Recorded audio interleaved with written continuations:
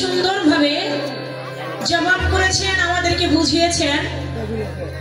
তবে একটা কথা বলছেন যে এই যে কথা একটি গানের মধ্যে ছিল, স্বামী নাই সে গর্ভবতী তবু 4 যুগের সতী, এক ছেলের স্বামী রূপে নেয়।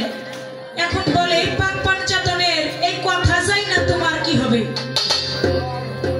দয়া, পাক পাঞ্চাতনের কথা জানবো না তো জানবো কোন কথা?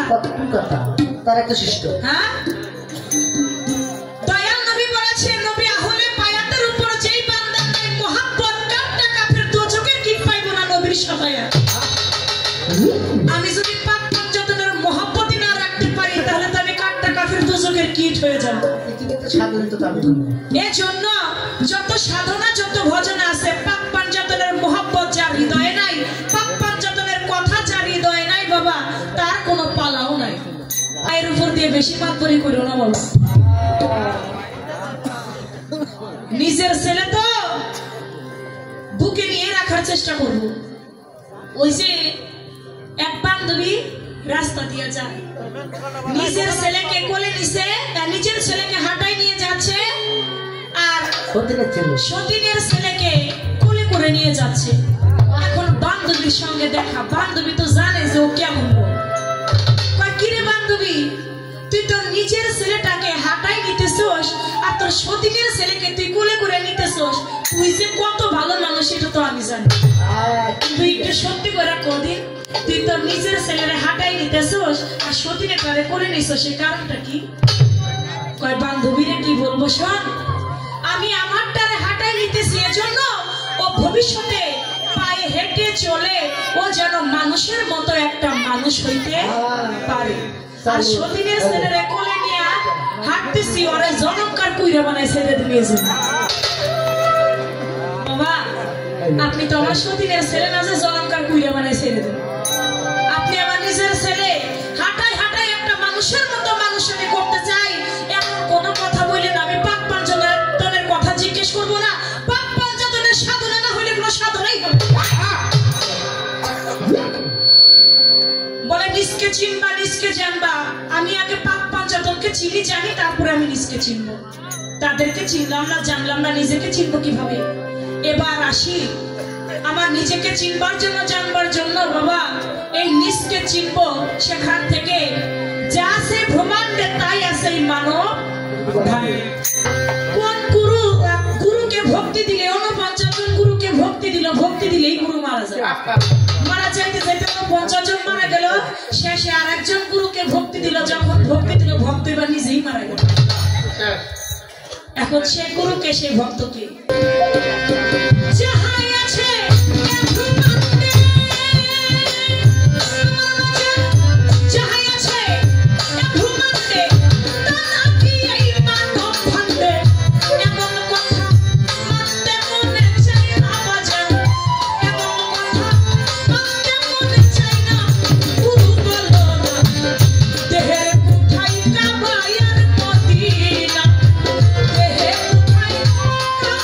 মদিনা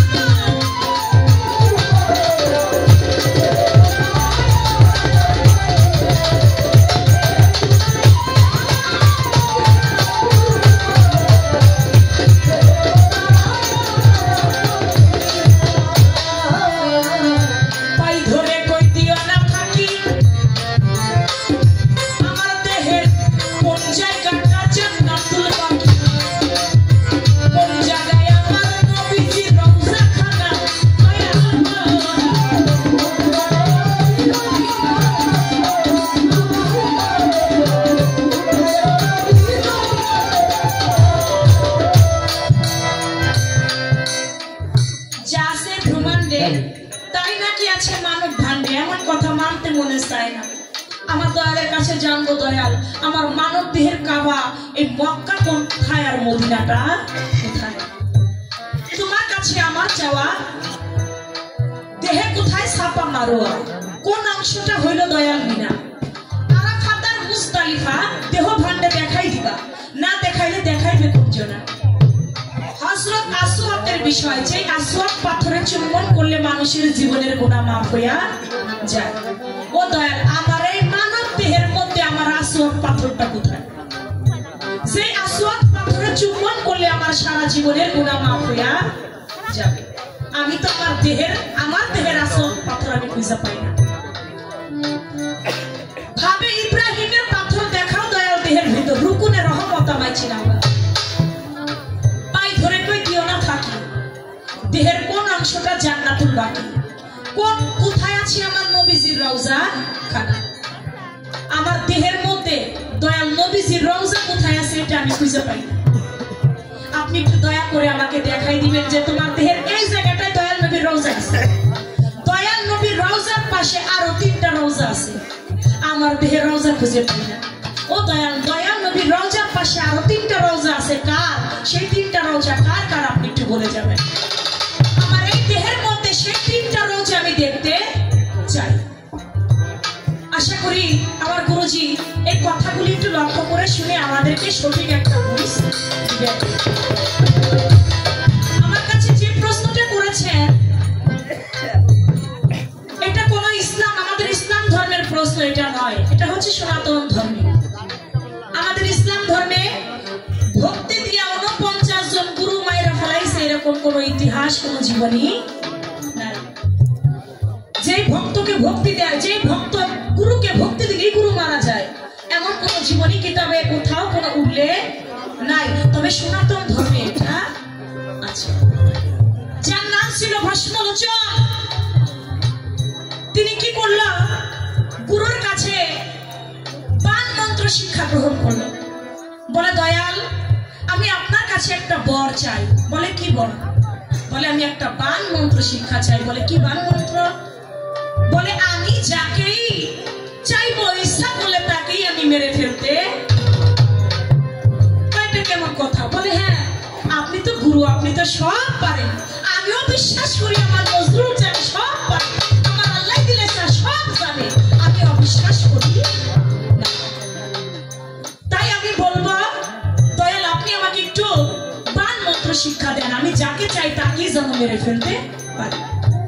এমনি ভাবে প্রশ্নলোচন তিনি কি করতে লাগলো?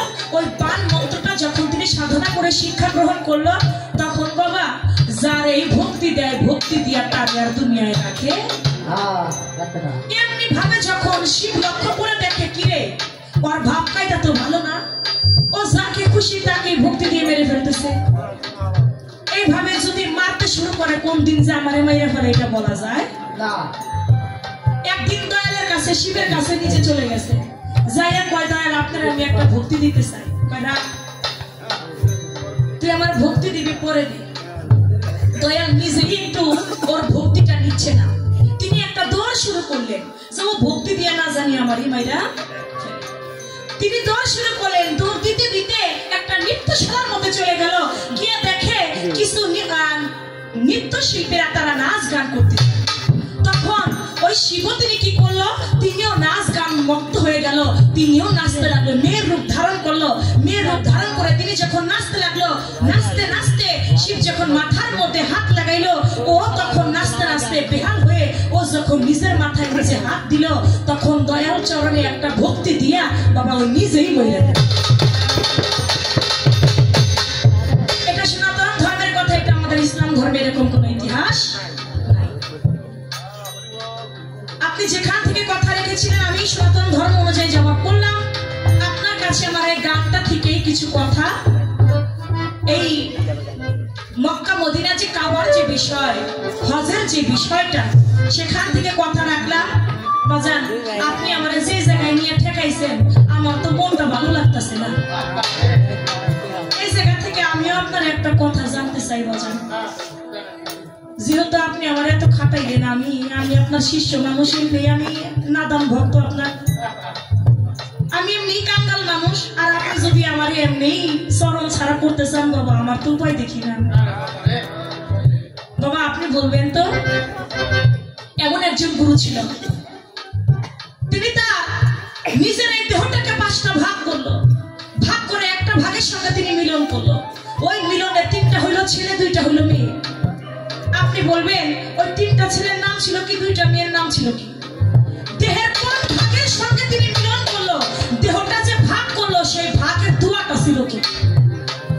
আপনি ওই দোয়াটা, ওই মন্ত্রটা আমাদেরকে শিক্ষা দিবেন। আমিও সেই দোয়া পাঠ করতে চাই, আমিও আমার দেহটাকে ভাগ করতে চাই, ভাগ করে এক ভাগের সঙ্গে মিলন করে আমিও 5টা সন্তান জন্ম দিতে চাই। আপনি বলবেন না, 3টা হয়েছিল ছেলে, 2টা হয়েছিল মেয়ে, সেই গুরু ছিল কে, এই মন্ত্রটা ছিল কি, আর এই দেহটাকে 5টা ভাগ করেছিল কিভাবে? কথা আপনার যেখানে কথা বা ওইখানে কথা, আপনি সুন্দরভাবে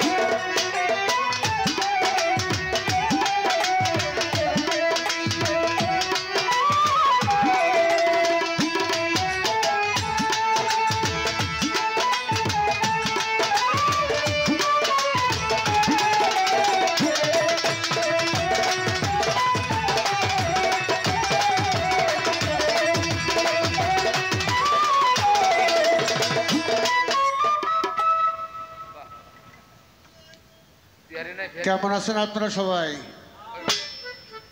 আগের মতো ঠিকঠাক আছেন তো? খেলা হবে গানে গানে। ভালো কথা কইছিল, পাগল রে শাকো নরাইস নে।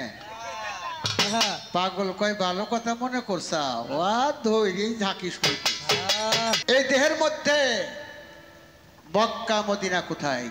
নাম্বার 1। দেহের মধ্যে ছাপা মারুয়া কোথায়? নাম্বার 3, দেহের মধ্যে হজরে আসওয়াদ পাথর কোথায়? নাম্বার 4, দেহের মধ্যে নবীজির রওজা কোথায়? নাম্বার 5, দেহের মধ্যে নবীজির রওজার পাশে আরো 4টি রওজা আছে। 3টে 4টে জায়গা আছে তো রে, এই রওজাগুলা কোথায়? এগুলো তো গেছে রে বাবা। আর একজন বলে দেহটা 5 ভাগ করছে, 5 ভাগের 1 ভাগের সাথে মেলামেশা করে তাতে 3টে হয়েছে ছেলে আর 2টা হয়েছে মেয়ে। আমি যা প্রশ্ন করছিলাম নিখুঁত এবং নৈপুণ্যতার সাথে সুন্দর করে হিন্দু শাস্ত্র মোতাবেক জবাব দিয়েছেন। সত্যি যদি ওই দিনে নাচতে নাচতে হাতটা গুরুর মাথায় পড়তো রে, তাহলে গুরুর একবারেই শেষ। তবে তোমার মতো শিষ্য যদি 5 জন কারো থাকে কোনো গুরুর, তোমার মতো শিষ্য যদি 5 জন শিষ্য কোনো গুরুর থাকে, তাহলে তার জীবনে আর কোনো আর আনন্দ নেই, আর ভক্তের দরকার লাগবে না। না একবারেই ওই পর্যন্তই মুরিদ করে শেষ করবে যে আমি মাপ চাই, আর আমি ওর মধ্যে যাবো না। খুঁটো গাড়িলে কিন্তু মাতৃ যে কতটুকু কষ্ট পাইল এটা তো তুমি খেয়াল করলে না। একজন মধু বেঁচে বেড়াচ্ছে, শাকের মধু, অরিজিনাল মধু। ও মধুওয়ালা আবার শিক্ষিত আছে। মধুওয়ালা বলছে মধু চাই, চাই মধু, চাকের মধু, অরিজিনাল মধু। তখন ওই আমেরিকান ওই পুরুষটাই কয় হোয়াট ইজ দিস, মানে ইহা কি? মধুওয়ালা কয় দিস ইজ হানি, হানি মানে মধু। This is honey, yes this is honey. তখন ওই আমেরিকানটাই কয় হানি সুইট, মানে মধু কি মিষ্টি? বলে ইয়েস ভেরি সুইট। মধুওয়ালা কয়, বলে প্লিজ সাম গিভ মি, আমার একটু দেও তো। হাতের তাইলে ওই দিয়েছে, দিলে আবারও চাইকিয়ে খাচ্ছে। কেন ওই স্ত্রী চিন্তা করছে যে সব খাইয়ে ফেলল, তো ও যাই ওই স্বামীর ঠোঁট চাইতেছে। চাইতে বউটা কাই এক্সিলেন্ট সুইট হানি এক্সিলেন্ট, মানে অত্যন্ত সুন্দর মধু। ওই বিদেশিরা আবার নতুন লোক সামনে পালি চুমো খাওয়াখাই করে, কিন্তু সেইটি আবার বন্ধ হয়ে গেছে এই করোনা এসে। এখন যদি ঠোঁট চাটি কার করোনা কার মুখ চলে যাবে না, এই জন্য বন্ধ হয়ে গেছে। তো মধু খাই ভালো লেগেছে। আমেরিকান পুষ্যে দেয় কয় মধুওয়ালার হানি ইজ গোডাউন, মানে মধুর গোডাউন কোথায়? হোয়ার ইজ গোডাউন, কোথায়? মধুওয়ালা চিন্তা করলে এইবার মনে হয় আমার মধুর ব্যবসা শেষ। তখন চিন্তা করছে যাই নিয়ে যাই, কাম হিয়ার, আমার সাথে আইসো। স্বামী স্ত্রী গেছে, this is honey is godown. আম গাছে মৌচাক রয়েছে, very fine very fine very fine, অত্যন্ত সুন্দর। তো কাটিং তাহলে ডিশ দিয়েছে আর একটা কাশি দিয়েছে। মন্ত্রও শিখয়নি, বন্দাই ধুমও দিইনি। ওরা তো গাছে উঠতে পারে না, গাছের ডালটা একটু নিচু ছিল, বেশি নিচু নয়, ধরা যায় যায় না। আচ্ছা, তো স্বামীটা করছে কি বসছে, আর স্ত্রী কান্দের পরে উঠছে। ডিশ ডিশ স্বামীর হাতে, কাশি কান স্ত্রীর হাতে। স্বামী দাঁড়াইছে, এবার স্ত্রী একা চাক সমতুল্য হয়ে গেছে, দিয়েছে পোষ দিয়ে দিয়ে, কিন্তু মৌমাছি দিয়ে আসি শুরু করছে আংরি আংরি, মানে কামড়াচ্ছে কামড়াচ্ছে, করতে করতে করতে করতে প্রস্তাব করে দিয়েছে। যদি স্বামীটাই চিন্তা করতে তো মধু পড়ে যায়। এবার ডিশ ধরল, ধরে দেখে বেশ খানিক হয়েছে। চিন্তা করছে স্ত্রী নাইমে আসলেও যদি খাইয়ে ফেলে সব, আমার তো রাখতে হবে না, আমি একটু আগে খাই। ও খায় না, করছে হানিস মানে নোনতা মধু। এই মধুওয়ালা কয় স্যার এ মধু আজ পাকিনি। তুমি সতীনের ছেলেটা কোলেই রাখলি, তোমার ভাব তো খুব একটা ভালো না। আগে ছাপা মারুয়ার থেকে শুরু করি নাকি কন? ছাপা মারুয়া দুইটি পাহাড়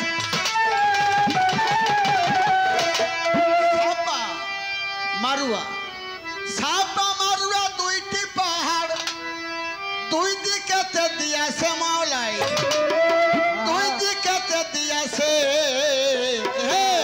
ছায়া সালাম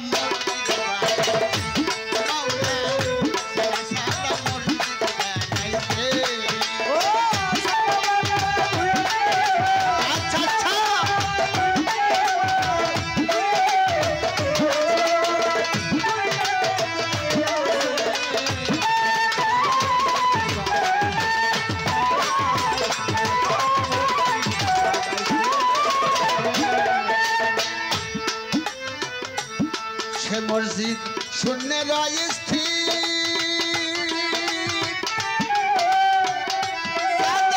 নাই কোদের সাতাই কিরণ নাই রবির মসজিদ শূন্য রয় স্থির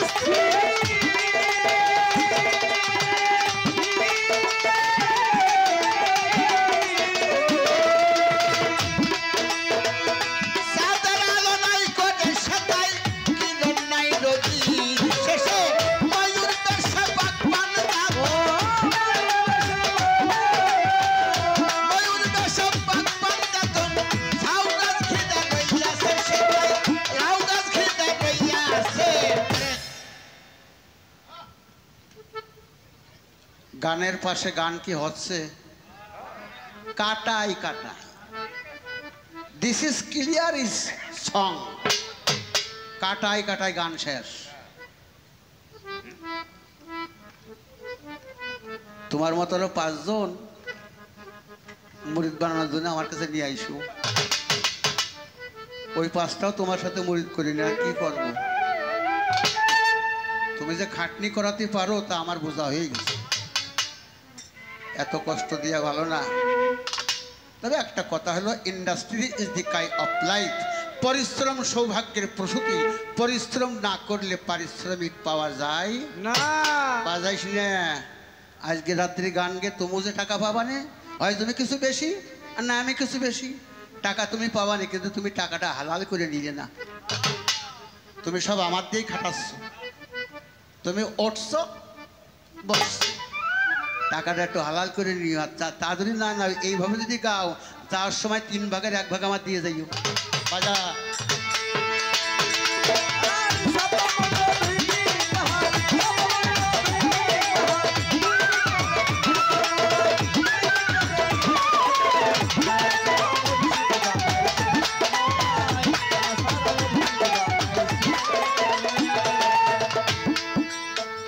ছাপা মারুয়া ছাপা মারুয়া মক্কা মক্কা মদিনা বাম পাশ মক্কা ডান পাশ মদিনা আর এটা হলো আরাফাতের ময়দান আরাফাতের ময়দান সেই মসজিদের গম্বুজের ফাঁকে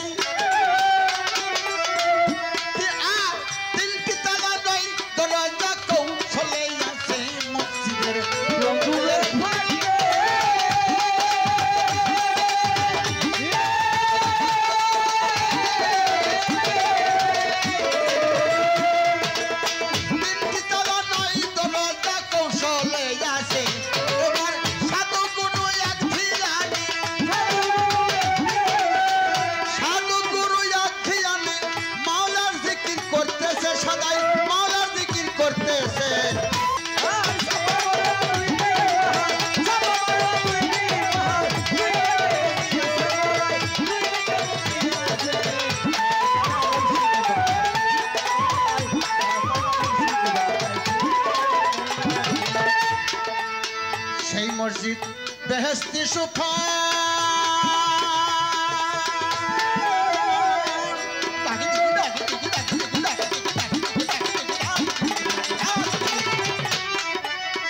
সেই মসজিদ বেহেশতি সুফল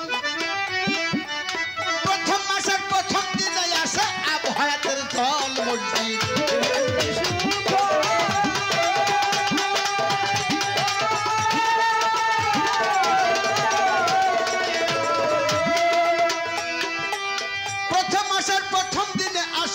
হায়াতের জল ও তার এক বিন্দু পান করিনি ও তার আগে বিন্দু রে রে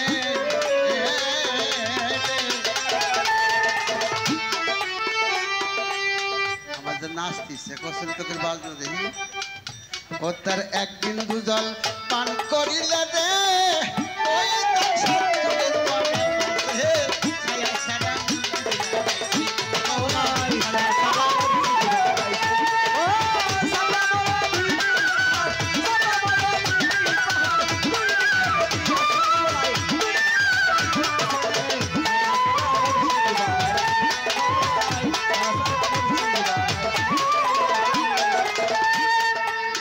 মসজিদে আমির উদ্দিন যাই আবারে মাসা 3 দিন নামাজ পড়ে আলী ফাতেমায় এই মসজিদে রে রে রে রে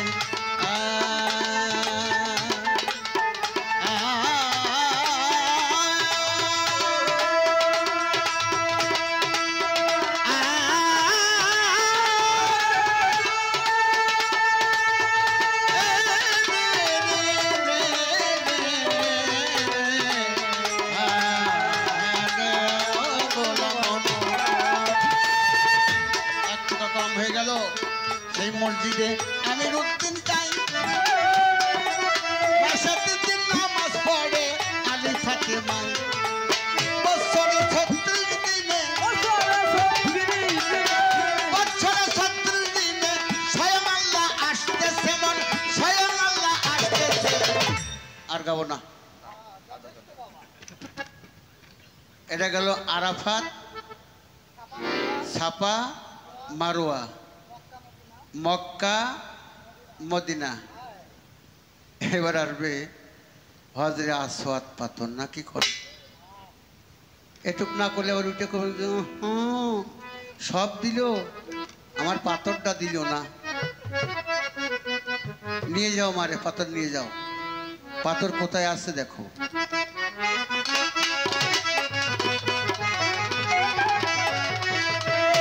সুরমার চাইতে অতি উত্তম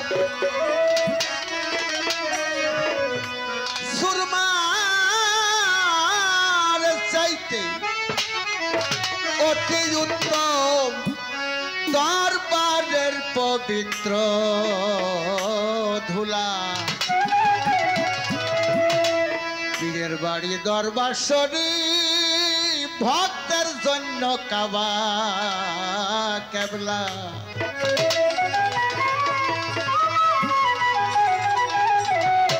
সুরমার চাইতে অতি উত্তম সুরমার চাইতে অতি উত্তম দরবারের পবিত্র পীরের বাড়ি দরবার শরীফ ভক্তের জন্য কাবা কেবলা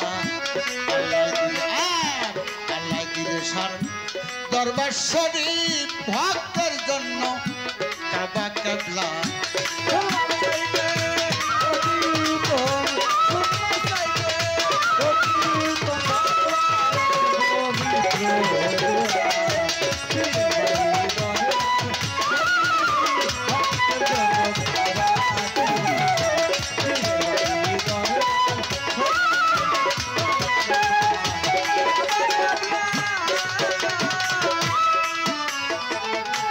পীরকে দেখা হজর সোয়া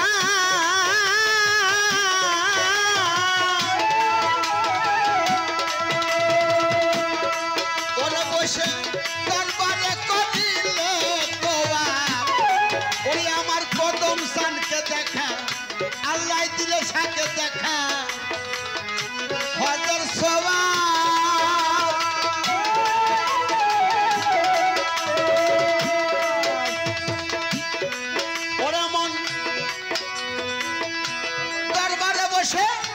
করলে তোমার সাথে সত্য মিলতে যাবার সাথে সাথে সাথে মিলবে জবাব তেল কাবা হবে পীরের বাড়ির দরবার শরীফ ভক্তের জন্য কাবা কেবলা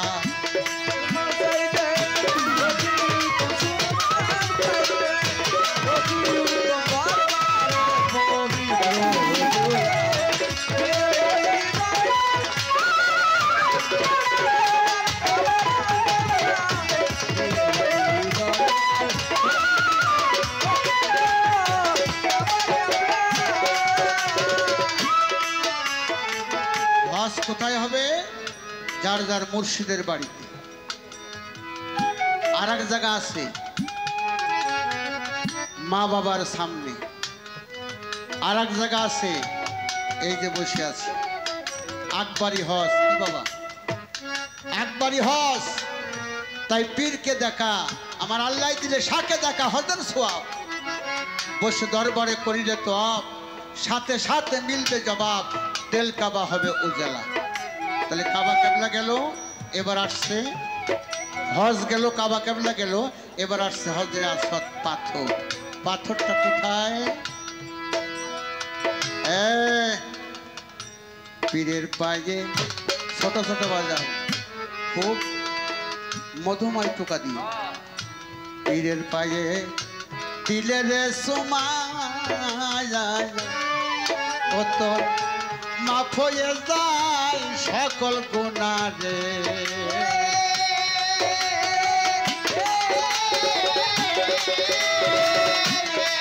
হায় হায় পীরের পায়ে দিলে সোমা, ওরা তোর মাফ হয়ে যায় সকল গুনাহ। হজ রে আসওয়াদ পাথর, হজ রে আসওয়াদ পাথর, পীরের পায়ের আঙ্গুলগুলো।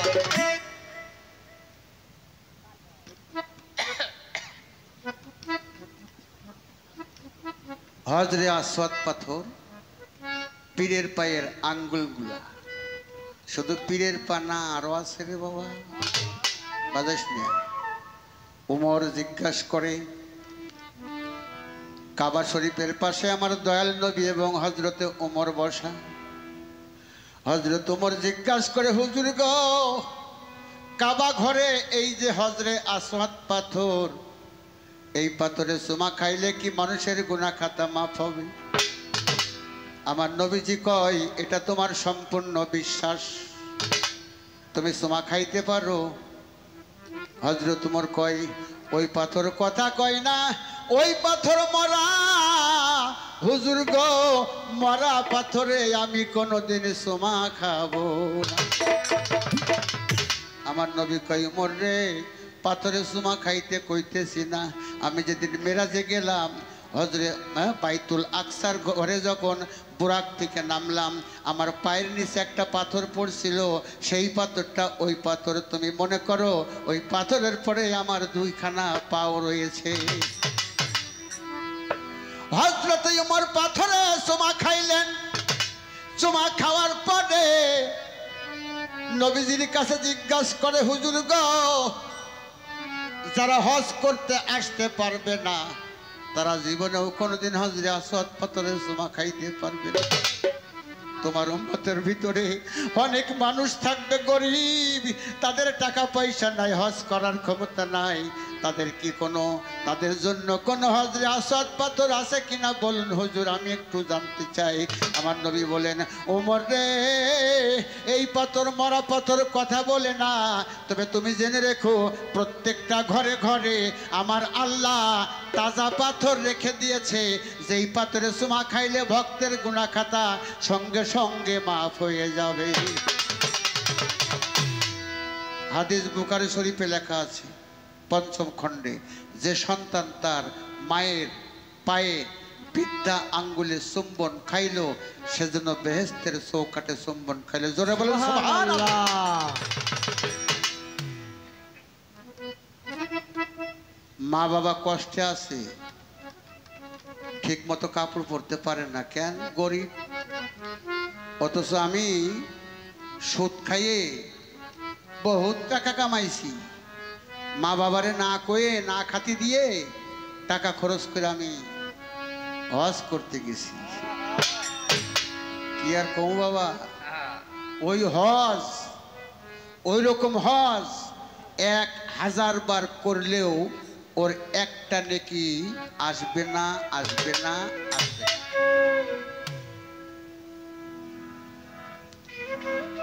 আমরা তো ইবাদতের গোড়া চিনলাম না বাবা। তুমি যে প্রশ্নগুলো করেছো, কঠিন প্রশ্ন, যে প্রশ্নগুলো একমাত্র ভক্ত গুরুর কাছ থেকে নেয়, সেই প্রশ্ন আজ তুমি আসরের মাঝখানে আমার কাছ থেকে চাচ্ছ। বাজাও।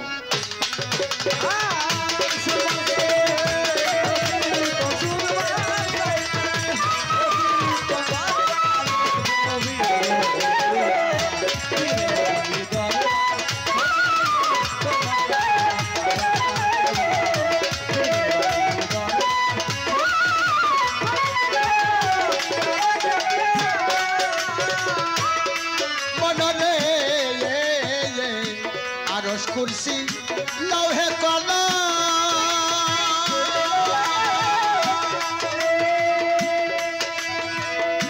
তার উপরে মুর্শিদের আসন আরশ কুরসি লৌহে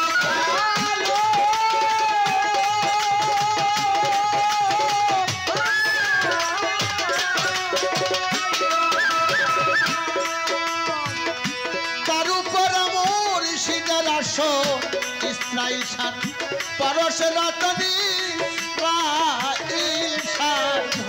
ইসরাইল শান পরশ রতন পাইয়া হালিম করছে খেলা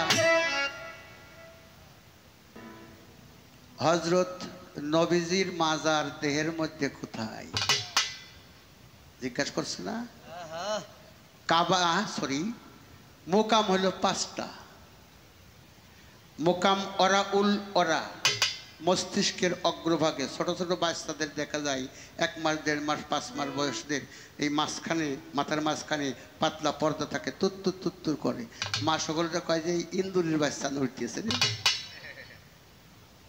এটা হচ্ছে মোকাম ওরা উল ওরা তার নিচে একটু নিচে আছে একটা মোকাম যে মোকামের নাম মোকামে আও আদ না তার নিচে আছে আরেকটা মোকাম সেই মোকামের নাম হলো কাপ কাউসা তার নিচে আছে আরেকটা মোকাম যেই মোকামের নাম হলো মাকানে মাহমুদা মাকানে মাহমুদা আর তার নিচে এই নাসিকাটা হলেন সুলতানা নসিরা তাই কপালে আছে দয়াল মুহাম্মদ সাল্লাল্লাহু আলাইহি সাল্লাম নাসিকাতে আছে হযরত আলী করিমুল্লাহ সাল্লাম কানে আছে ইমাম হাসান বাম কানে ডান কানে হাসান বাম কানে হুসাইন আর জবানে আছেন স্বয়ং মা ফাতেমা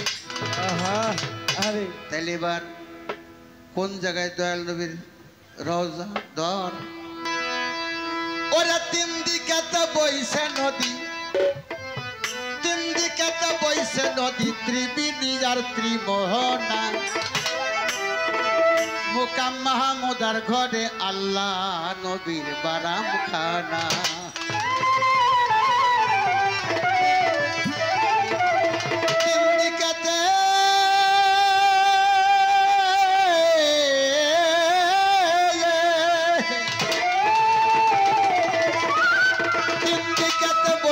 পানি ত্রিবেণী আর ত্রিমোহনা টাকটুক টাকটুক টাকটুক মোকাম মাহমুদার ঘরে আল্লাহ নবীর বারাম খানা মোকাম মাহমুদার ঘরে আল্লাহ নবীর বারাম খানা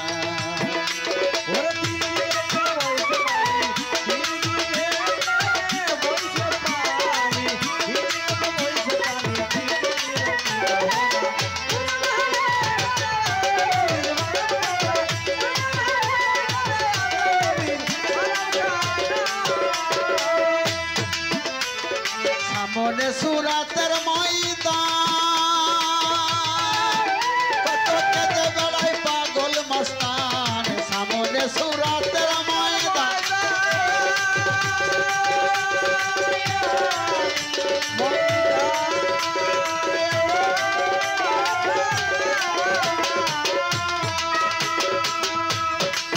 ও কত কেঁদে বেড়ায় পাগল মস্তান বুকের ওই সাবুরের পাশান রূপনগরে আও না যাও না বুকের ওই সাবুরের পাশান রূপনগরে আও না যাও না মোকাম মাহমুদার ঘরে আল্লাহ নবীর বারাম খানা মোকাম মাহমুদার ঘরে আল্লাহ নবীর বারাম খানা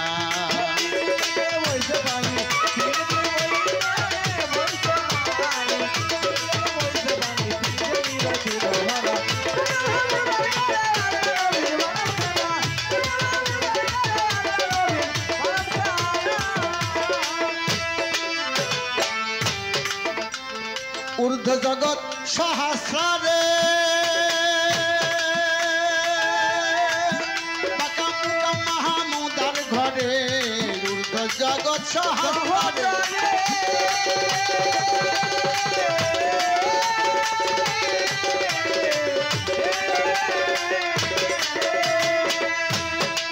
হাইরে মোকাম মাহমুদার ঘরে কবা কেউ সন্তান ভিতরে আশেক মাসেক লেনা দেনা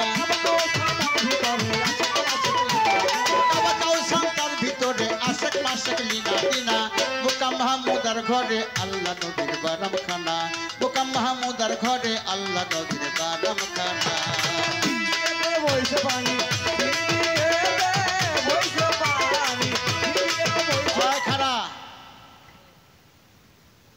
অনেক মানুষের কপালে দাগ পড়ে গেছে টোকাটুকি করিস না কি মিথ্যা না সত্যি অনেকের কপালে দাগ পড়ে গেছে যদি জিজ্ঞাসা করা হয় কপালে দাগ কেন জবাবে কয় হাসরের মাঠে গেলে আল্লাহ বলবে ফেরেশতাগণ আমার বান্দা বান্দির কপালের দিকে তাকাও যার কপালে দাগ ওরাই হলো প্রিয় বান্দা আহা ওরে আমার প্রিয় বান্দা দরদিরে আমার আবার একটু মাঝে মাঝে ওয়াজ করা অভ্যাস আছে বাবা দেশের যে পরিবেশ পরিস্থিতি ঝাড়িয়ে নিয়ে যাচ্ছে মাজারটা ধরছে না রে বাবা এই জন্য একটু প্র্যাকটিস করিয়ে রাখি যদি কোনো দিন লেগে যায় কাজে কি বলছিলাম আমার নবীজি হাদিস বুখারী শরীফ প্রথম খণ্ডের মধ্যে লেখলেন ও আমার দুনিয়ার মানুষেরা নামাজ পড়বার সময় এমন ভাবে সেজদা দাও তোমার কপাল আর জমিন এর মাঝখানে যেন একটা পিপিলিকাও পড়ে মারা না যায় তাহলে আবার দাগ পড়ে কেমনে ওই দাগ আসল দাগ না ওটা মানুষ দেখানো দাগ আসল দাগ কোনটা আল্লাহ বলবে ফেরেশতাগণ বান্দা বান্দির কপালের দিকে তাকাও যার কপালে নূরের ফোয়ারা ঝলক দিচ্ছে ওরাই হলো প্রিয় বান্দা কারণ আমার আমানতি বস্তু ওরা খেয়ানত করে না মোকাম মাহমুদার ঘরটা যদি মাটিতে ঘষে কালো করে ফেলা হয় আল্লাহর দেওয়া জিনিস সূরাত এই সূরাত আশরাফুল মাখলুকাত আর সেই সূরাতের পর আমি টিক্কা লাগাচ্ছি দরদির আমার তবে একটা জিনিস খেয়াল রাখবেন শতকরাই আমি হাজারে বলি তরিকাপন্থী লোক যারা 5 ওয়াক্ত নামাজ পড়ে না এদের কপালে দাগ কোনোদিন পড়বে না কারণ এরা সেজদা দেওয়ার জায়গা চেনে কথা সত্য বাজাও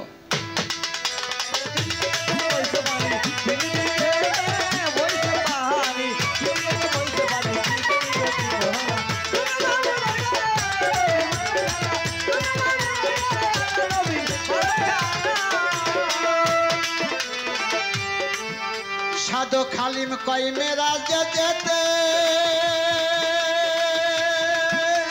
কত দুনাই উঠলো মেতে হালিম কই মেরা যেতে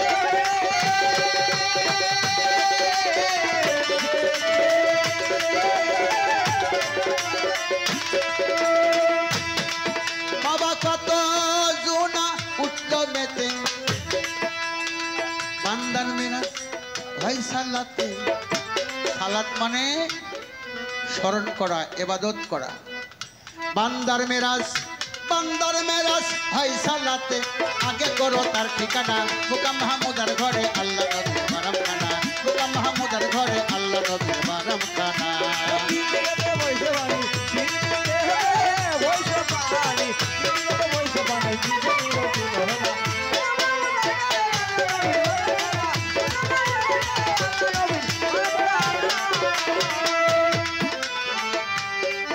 ও গান হয়ে গেছে তাহলে থাম এখন দয়াল নবীর রওজার পাশে যে হযরত আলীর রওজা হ্যাঁ এটা হযরত আলীর রওজা তাই নবীর কাছে যাইতে হলে আলীর সাথে প্রথম দেখা হবে ওখান থেকে ঘুরে আসতে হলে আলীর সাথে আবার দেখা তাহলে আলীর সাথে 2 বার নবীর সাথে 1 বার ধর গান কারে কয় রে এসব গান ছিল কোথায় রে অনেক দিন গাই না তুই দেখ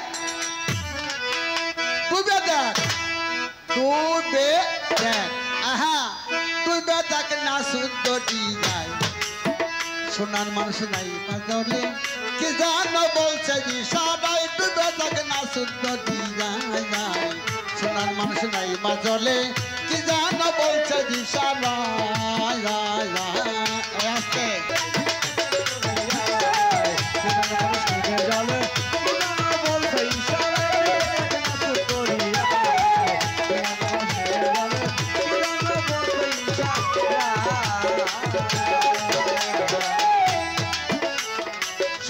মানুষ ধরিবার তরে চলে যাও নদীর পাড়ে আর এক মানুষ নাই মা জলে ভেলকি দিয়া চাইলে ভালো ভেলকি দিয়া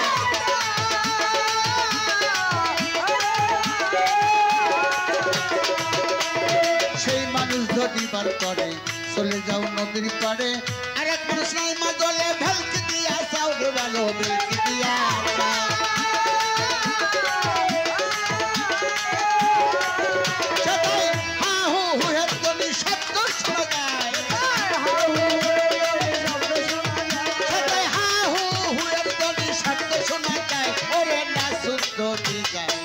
সোনার মানুষ নাই বাজলে কি জানো বলছে সবাই না সুন্দর ডিজাইন সোনার মানুষ নাই বাজলে কি জানো বলছে সারা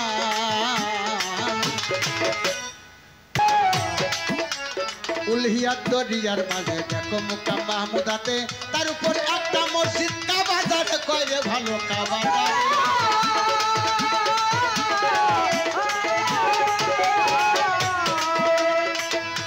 নামাজ পড়ার ভাবটা দেখে যাও উলহিয়ার দরিয়ার মাঝে দেখো মুকাম মাহমুদাতে তার উপর একটা মসজিদ কাবাজারে কইরে ভালো কাবাজারে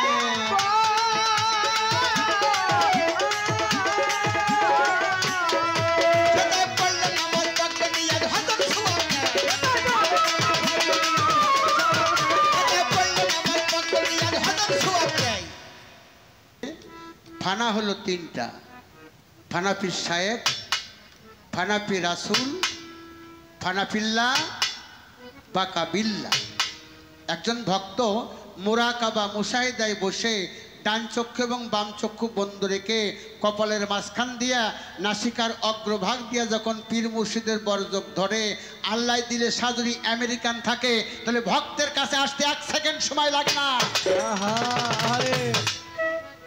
এই পীরকে দেখাই হলো হজের সোয়াব কি বাবা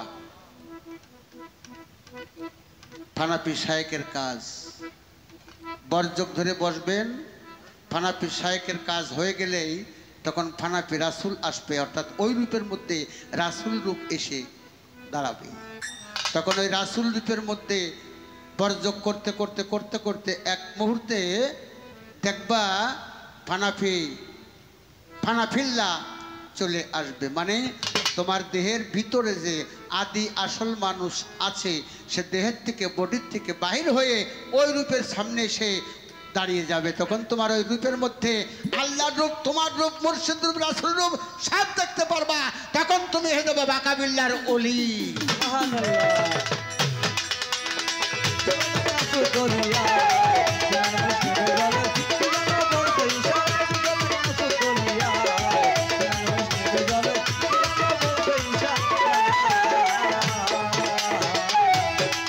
বাবারে তাই যতীনের মুখের বাণী লোকামোহন সত্য জানি আকাশে উঠবে ধনী হাজারি সময় রে ভালো হাজারি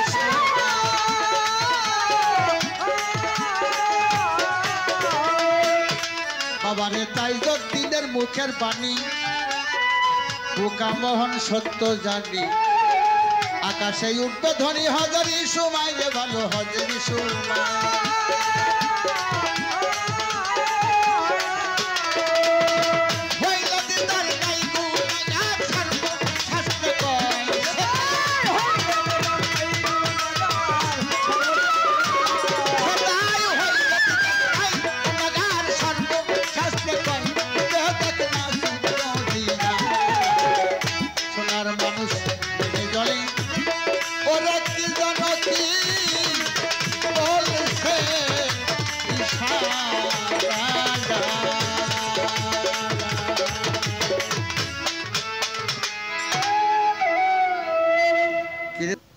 জ্ঞানতিমিরন্দস্য জ্ঞানঞ্জন শ্লোকে চক্ষুরমিলিতম তস্मै শ্রীগুরুবে নমস্তে নমো নমো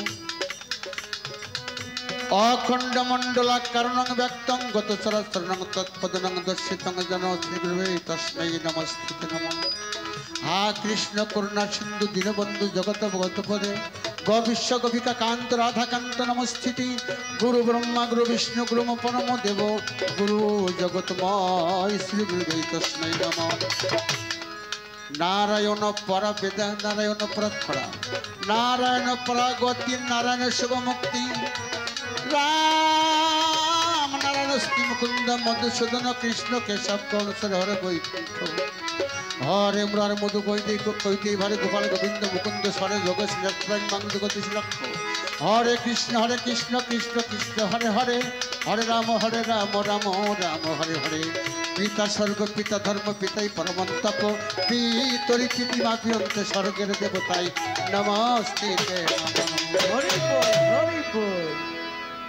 এই যেটুক কলাম প্রশ্নের জবাব না দিলেও শোধ হয়ে গেছে। চৈত মাসে তোমার কাছ থেকে 5 মণ ধান নিয়ে খাইছি আমি। প্রত্যেকটা কথার জবাব দিতে হবে বলে হ্যাঁ আছে রে বাবা। মনু শক্তি হইতে মানুষ, মনু শক্তি হইতে ব্রহ্মা বিষ্ণু শিব 3 জনের জন্ম। এবার দুনিয়াতে মানব বাগান তৈরি করতে হবে। ব্রহ্মা এসে বিষ্ণুর কাছে কয় আমার সাথে মেলামেশা করো। বিষ্ণু কয় মা তুমি আমার গর্ভধারিণী মা, আমার মেরে ফেললেও আমি তোমার সাথে কখনো মেলামেশা করতে পারবো না, আর তোমাকে দেখে আমার কাম ভাবও জাগ্রত হবে না। ব্রহ্মর কাছে গেল, ব্রহ্ম একই কথা বলল। শিবের কাছে গেল, শিব বলল যে মা আমি মেলামেশা করতে পারি একটা শর্তে। কি? তোমার 108 বার জন্ম নিতে হবে। বলে ঠিক তাই নেব। তাই কেমনে? বলে আমি থাকবো নদীর ভাইটেন দেশে, আর তুমি উজান থেকে একবার জন্ম নেবে আর একটা করে হাড় ছেড়ে দিবে। এরূপভাবে 108টা হাড় যখন আসে তখন ঠিক পাইছে যে মার 108 বার জন্ম হয়ে গেছে। এবার মা আসলো, মেলামেশা করো। বললো মা তুমি তো রূপ পাল্টাইছো, কিন্তু আমি তো পাল্টাইতে পারি নাই, আমি তো আগে শিবই আছি। মা কয় তোমার দেহটাকে 5 ভাগ করো। তখন সেই দেহটাকে 5 ভাগ করে 5 ভাগের সাথে নিজের আশেকের সাথে মিলামিশা করে তাতে সন্তান অর্থাৎ নিজে একটা মানুষ রূপ ধারণ করলো।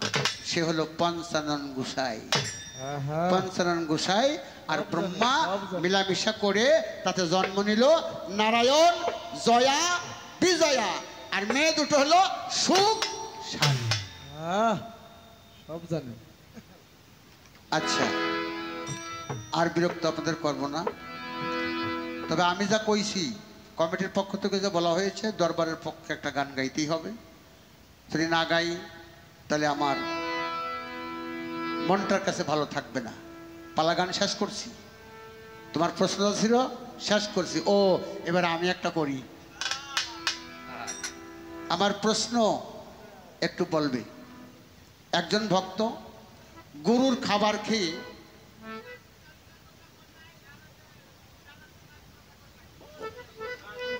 তোর বউ কয় আমি তো তাই কই, একেতে বাসিনে ন্যাপলা কয় গুপলার গো বুঝিয়েছে।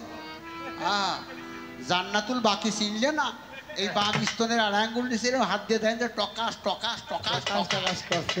এইটা যে জারি করতে পারবে বা জান্নাতুল বাকি তার কাছে আসবে, আর নাই ও বাকিই থেকে যাবে সারা। বসেন বসেন। না না না না কথাটা ভালো। ও বাড়ি গেলি মানে বউ জিজ্ঞাসা করবে যে কি কি প্রশ্ন করছিল। বলে এইগুলো করছিল কিন্তু এই দুটো জবাব দিইনি। কি কইতো? এটা আমি কইছিলাম বাড়িতে বোর কাছে কতি পারবে। আস্তে না ভালো। বিএন কয় বিআই প্রস্রাব করেন, কয় বাড়ির ভিতরে প্রস্রাব করবো কেমনে? বলে আমি অন্যদিকে মুখ করছি। করেন। বিআই প্রস্রাব করে করছে। কে বিএন? প্রস্রাবখানা ছিল, আমি ওখানে যে প্রস্রাব করতাম, এখানে করতে করলেন কে? বলে কারণ আছে। তা কি? তা আমার যে মেয়ে আপনার ছেলের সাথে বিয়ে হয়েছে, ও সারা জীবন আমার জ্বালাইছে, ওরে ঝগড়া করে আমার সাথে। তা আপনার সঙ্গে যে ঝগড়া বাঁধবে না এটা আমি ভাবতে পারিনি।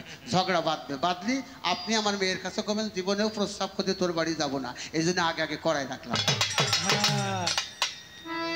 ওই জন্য উনি আমার ধরিয়েছে, যাতে এই কথা জীবন আর না বলি।